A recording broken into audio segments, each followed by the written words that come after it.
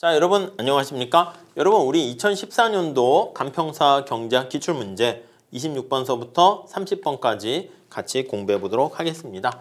자, 먼저 26번 볼까요?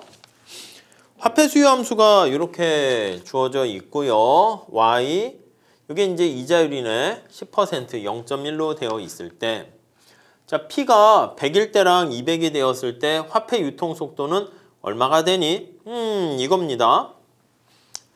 자, 화폐 유통 속도 직접 이제 구해 보게 되는 거죠. 그래서 이게 화폐 수요 함수를 이용해서 균형값이 이거 y랑 i를 집어넣으면 그리고 여기 p가 100일 때니까 집어넣는 거죠. 그래서 m을 구하고 유통 속도를 계산하려고 하면은 이제 뭐가 더 들어가야 돼요? 그렇지. mv는 py 여기에 반영을 해서 우리가 유통 속도를 계산을 할 수가 있겠죠. 이해 가시겠죠? 자, 그러면 한번 생각해 볼게. 자, 먼저 케이스 1. 자, P가 100일 때 한번 생각을 해 볼게요.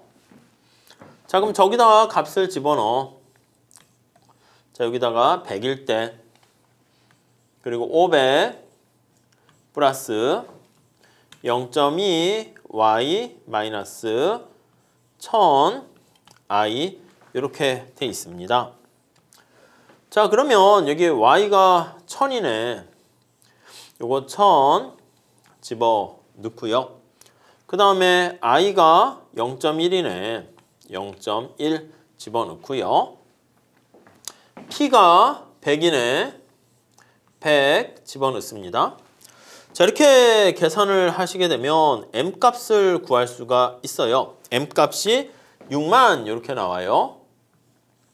m값이 6만 이렇게 나오게 됩니다. 네, 이해 가세요? 자, 이렇게 되는 걸 알 수가 있고 그럼 유통 속도를 구해야 되니까 위에 있는 값에다가 대입을 한번 해볼게요. 자, 이렇게 되니까 저기 있는 것처럼 m V1이라 할게. 지금 저게 P, 그 다음에 Y 이렇게 있어요. 주어진 값을 다시 대입을 해봅니다. M은 얼마라고? M이 지금 저기 보시면 6만 우리가 구한 거야. 6만. 그리고 P는 얼마라고요? 100 이렇게 있는 거야. 100. 그 다음에 Y는 얼마라고요? 1000 이렇게 있는 거야. 이렇게. 네, 이해되시죠? 그러면 우리가 요거 계산할 수 있겠지. 0 지우시면 계산을 할 수가 있어요. 네, 이해되시죠? 그래서 색깔을 좀 다른 색깔 뭐 없을까요? 없네요. 색깔이 별로. 요걸 구할 수 있어요. 그래서 V1은 여기 보시면 M 그리고 P y 이렇게 계산하시면 되겠지. P1이라 할까요? P1. 이거 P1 이렇게 돼 있어. 이것도 M1. 여기 y는 그냥 고정되어 있는 상황이고요. 자, 그 다음에 여기 보시면 P가 200으로 되어 있을 때 유통 속도를 계산하래요. 케이스 2번. P가 200일 때 이렇게요. 자, 그러면 이거 그대로 다시 한번 계산을 해봅니다. M, P 500 플러스 0.2 y 마이너스 1000 i 이렇게 돼 있습니다. 자, 그러면 여기 값들 집어넣어 볼게요. P가 200이고요. 그리고 여기 1000이고 1000. 그 다음에 여기 0.1이고 지금 이거 계산하는 거 답 구하는 게 문제가 아니라 그 연결 과정을 좀 보기 위해서 이렇게 다 지금 한 번씩 보고 있는 거예요. 자, 그러면 M을 찾아보시면 이게 12만 이렇게 됩니다. 왜냐면 여기 보세요. 이쪽에 나와 있는 게 어떻게 돼? 실질적인 화폐 수요인데 똑같지 않습니까? 그러니까 이게 화폐 공급을 나타낸다고 생각하시면 돼. 즉 다시요. 참고. 화폐 공급을 우리가 이렇게 쓰잖아. 그리고 이제 화폐 수요가 이렇게 쓰잖아. 소득과 이자율에 대한 함수인데 지금 이쪽에 나와 있는 부분이 여기에 나와 있는 부분이 이쪽 부분이 소득과 이자율이 똑같은 상황이니까 고정돼 있는 상황이라고요. 이해 가십니까? 그러니까 얘가 이제 고정된 상황이야. 자, 이 상황에서 P가 100에서 200으로 증가했어. 아이고, 너무 이거 세게 했다. 자, P가 100에서 200으로 2배 증가했습니다. 이게 2배 증가시. 자, 그러면 여기 화폐 공급 얘도 어떻게 될까요? 2배 증가하는 거 아니겠습니까? 2배 증가하고. 자, 그럼 유통속도 여기 한번 잘 볼게요. 여기 보면 Y는 고정된 상태에서 유통속도는 자, P와 Y를 M으로 나눠줘야 되는데 얘가 고정돼 있어. 지금 보는 것처럼 고정. 이게 자꾸 쓰니까 뭔가 많아 보이는데 그렇게 많지 않습니다. 이렇게 돼 있는데 자, 여기 나와 있는 것처럼 M과 P가 동시에 같이 2배씩 증가했다라고 하면 유통속도는 일정하지 않겠습니까? 일정. 변함이 없다고요. 당연하지. 그러니까 여기 P가 2배 증가하면 화폐 수요 공급에서 통화량도 이제 2배 증가하게 되고요. 얘가 12만 이런 식으로 증가하게 되고요. 그 결과 유통속도는 똑같다라는 거 알 수가 있습니다. 그래서 여기 나와 있는 것처럼 6분의 10 되는 그 결과는 변함이 없다고요. 그래서 사실 똑같은 거 찾으면 거기서 이제 또 찾아야 돼. 뭐 계산도 해야 되겠지만. 그래서 여기 보면 아, 요거 똑같네. 근데 M이 2배 가면 P가 2배 가면 M도 2배 갈 것이고 M과 P가 2배 같이 가면 유통속도는 변함은 없겠네. 그렇게 보시면 되겠죠. 그래서 이게 고전화폐 화폐 수량설이 성립한다 그러면 Y라는 국민소득과 유통속도가 일정한 경우에 당연히 물가는 통화량을 증가시키면 물가만 같은 크기로 증가한다는 것을 보여줄 수 있는 것이죠. 아셨죠? 자, 그 정도 봐주시죠.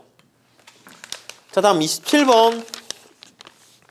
루카스 공급 곡선이 우상향하는 이유는 그렇죠. 이게 루카스잖아. 그러니까 여러 가지 가격의 경직선 이건 케인즈 얘기하는 겁니다. 그러니까 루카스는 이제 세고전학파를 얘기하는 거죠. 그리고 루카스 공급 곡선은 Y는 완전 고용 산출량 수준에다가 이제 기대를 여기다가 이제 반영을 시키는 거지. 그렇기 때문에 여기 나와 있는 어떤 재화 가격에 대한 불안전 정보로 인해서 사람들이 기대를 제대로 반영하는가 그렇지 못한가 요거에 의해서 결정되는 거 잘 아실 겁니다. 아시겠죠? 뭐 그 정도 봐주시면 되겠습니다. 뭐 추가 설명 별거 없네요. 다음 28번 거시경제 단기균형과 장기균형에 대한 설명이다. 옳은 것은 자 1번 물가 여러분 단기라는 것은 어떤 경우야? 단기라는 것은 이제 케인즈 시각으로 보면 물가가 이렇게 경직적인 경우 경직적일 때 우리가 단기다 이렇게 얘기를 하고요. 또 어떤 경우가 단기야? 그치 화폐 환상이 빠져 있는 거야.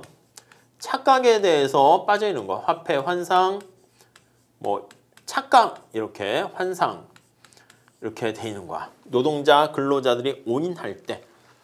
자 그러니까 물가가 하방 경직적입니다. 이거 단기야. 그러면 우상향하는 거죠. 단기는 얘네 둘이면 어떻게 된다? 단기의 AS 곡선이 우상향하게 되고 자 이렇게 우상향하게 되면은 정부의 총수요 관리 정책이 효과가 있어요? 없어요? 있지. AD 정책이 효과적이다. 이렇게 보시면 되겠습니다. 효과적이다.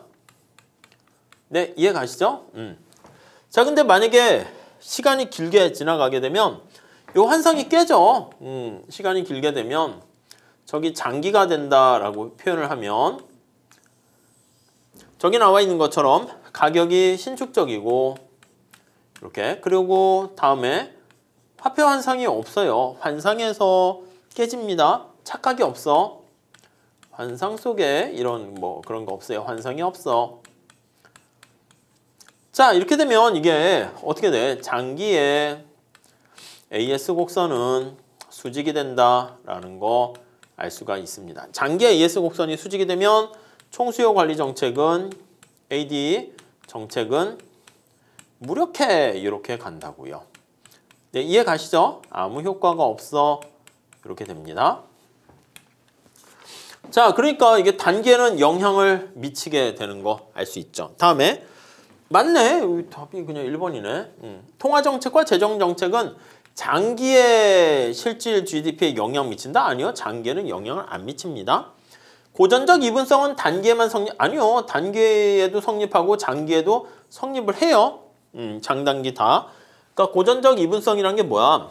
고전학파가 여기 나와 있는 실물시장과 그리고 여기 나와 있는 화폐시장이 이게 나눠져 있다는 겁니다. 이렇게 나눠져 있어서 여기 실물 부분이 이렇게 화폐 부분에 영향을 미치게 되고요. 화폐 부분은 실물 부분에 영향을 미치지 못한다. 이렇게 보시면 되겠습니다. 자, 물가와 임금은 장기에서만 경직적이다? 아니요. 장기에서는 신축적이죠. 통화정책은 단기적으로 명목 GDP에 영향을 미치고 장기에는 아니요. 실질 GDP에는 영향을 미치지 못한다. 이렇게 얘기해야죠. 간단한 문제입니다. 넘어가도록 하겠습니다. 자, 29번 문제 좀 한번 같이 보실게요. 총수요 곡선이 이렇게 있고 총공급 곡선이 이렇게 있습니다. AS 곡선, AD 곡선. 자, 최초 균형 상태에서 통화량이 1000이고 물가가 50이 됩니다. 통화량이 1260으로 증가하면 장단기 균형이 어떻게 되니? 이거는 직접 여기다가 값을 넣어서 그래프를 살짝 한번 봐주세요. 자, 이거 완전 고용 산출량 수준은 어떻게 됩니까? 하면 이걸 쉽게 구할 수가 있어요. 어떻게 구할 수 있습니까? 하면 장기 AS 곡선이 수직이잖아. 어이고. 얘는 수직이 되는 건데 이때는 루카스 공급 곡선에서 물가가 기대 물가랑 이렇게 되는 경우 이거인 경우 이렇게 보시면 되겠습니다. 자, 얘가 두 개 똑같으니까 여기 단기 총공급 곡선에서 P와 P가 같잖아. 그럼 Y는 얼마야? 500이지. 이렇게 되는 상황입니다. 네, 이해 가시죠? 자, 그런 상황인데 최초 균형 상태가 통화량 요거 M이 여기다 넣고 물가 50을 넣어요. 그러면 지금 최초 균형 상태는 총수요가 얼마입니까? 하면은 300에다가 더하기 10에다가 자, M이 1000 그리고 물가 50 이렇게 있으니까 이거 정리하면 어떻게 돼? 그쵸? 이게 찍찍 하면 5가 돼서 200 하니까 500 이렇게 됩니다. 그러니까 처음에는 그냥 장기의 요 균형 상태를 단기에도 유지하고 있다는 걸 알 수 있습니다. 자, 그래서 이제 총수요가 이렇게 있고 총 공급 곡선도 지금 이 상태로 이렇게 있게 된다라고 보시면 되겠습니다. 얘가 단기 AS 곡선이고 얘는 AD 곡선. 그래서 최초 균형에서 어떤 균형과 장기 균형에서 물가를 물어보는 거잖아. 네, 여기다가 집어넣으면 되겠죠. 지금 물가는 원래 50이라고 처음엔 줬어요. 처음에 물가가 50으로 주고 있으니까 여기가 50 이렇게 되는 거야. 50, 500 이게 단기의 균형점이 됩니다. A. 자, 그런데 통화량이 1260으로 증가했습니다. 자, 그러면 1260으로 이렇게 증가하게 되면 단기의 균형 상태는 어떻게 됩니까? 하면 저기 보세요. M이 증가하면 이게 증가했다니까 여기다 다시 쓸게요. Y는 300 플러스 10에다가 물가는 현재 이제 50 이렇게 있는데 얘가 1260 이렇게 돼버리는 거야. 그러면 여기 총수요가 이렇게 증가한다고요. 그래서 AD1 이렇게 해요. 자, 그러면 이거를 거기다가 집어넣어서 물가가 얼마가 돼야 균형이 되겠니? 요거를 이제 찾게 되는 것이죠. 이렇게요. 그래서 우리가 그걸 계산을 해보시면 집어넣어요. 1260 넣고 요 P를 찾아서 균형값을 찾게 되면은 얼마 이게 될 거야. 근데 얼마가 되는데 지금 그걸 찾는 게 아니라 지금 현재 단기 상태에서 이렇게 돼 있다가 B점으로 가게 됐다가 장기에는 어떻게 됩니까? 우리 장기의 포인트 맞춰보세요. 장기에는 여기 완전 고용 산출량 수준을 벗어날 수가 없습니다. 그러면 요점이 되는 거지. 여기서 이렇게 돼서 이렇게 되는 거 단기 AS는 다시 상방으로 가서 C점 되는 거 알 수 있습니다. 그래서 500을 저기 나와 있는 이 총수요가 변한 거 보셔야 돼. 그래서 요거 식을 다시 한번 써볼게요. 요거 식은 저기 총수요 집어넣으시면 돼. Y는 300 그렇습니까? 플러스 그 다음 10 그 다음에 여기 B라고 할게. 그리고 1260 이렇게 되는 거 알 수가 있습니다. 그래서 이렇게 됐다가 장기는 다시 이쪽으로 가. 기대 물가 자체가 올라가게 되는 거죠. 이거 이제 계산을 해보시면 점점점점점 이거는 63 이렇게 되는 거 알 수가 있어요. 그래서 여기 나타내는 값 보시면 이게 510. 이거 여러분들이 식에 대입해가지고 계산을 하시면 되겠습니다. 네, 그렇게 정리를 하시죠. 자, 그래서 여기 기대가 정확하게 일치할 때랑 총수요가 증가했을 때랑 그 다음에 AS가 상방 이동해서 여기 나타나는 기대가 이제 올라가게 되는 거죠. 그래서 값을 찾아내시면 되겠습니다. 뭐 그림 잘 그려놨으니까 뭐 그렇게 정리해서 60과 여기가 60이 되는 거야. 점점점점점 해서 63 이렇게 보시면 되겠습니다. 자, 이거 식 연결해서 푸는 거니까 잘 한번 체크해 주도록 하시죠. 다음 넘어갈게요. 자, 다음에 30번 봅시다. 다음 가로 안의 설명으로 알맞은 것은 자, 원유 수입 가격이 상승하게 되면 유가가 상승하는 거잖아. 그럼 원유 수입하는 국가에 이거 소비자 물가 지수에 포함됩니다. 얘는 당연히 올라가죠. 생산자들도 당연히 원유를 이용해 가지고 물건을 만들지 않겠습니까? 생산자 물가 지수도 올라가게 되는 거 알 수가 있습니다. 자, 이렇게 되고 이제 우리가 봤을 때 원유 같은 이 수입 가격 같은 거는 당연히 여기에 이제 많이 포함이 되고 이제 수입품 같은 거 할 때 우리가 이제 GDP 거기에는 이제 크게 영향을 받는 건 아니지. 근데 거기 보시면은 전부 다 얘네들은 다 영향받고 특히 생산자 물가 지수가 가장 큰 영향을 받게 된다. 그래서 전부 다 상승, 상승, 상승 이렇게 보시면 되겠습니다. 이렇게. 원래는 이제 수입품 가격 같은 것들은 이제 반영은 안 되는데 원유 수입 가격이 올라가면서 가격이 올라가니까 그래서 GDP 디플레이터에도 영향을 미친다. 이렇게 보시면 되겠습니다. 아셨죠? 자, 이렇게 해서 우리 30번까지 풀어봤고요. 다음 시간에 31번서부터 계속 이어서 풀어보도록 하겠습니다. 감사합니다.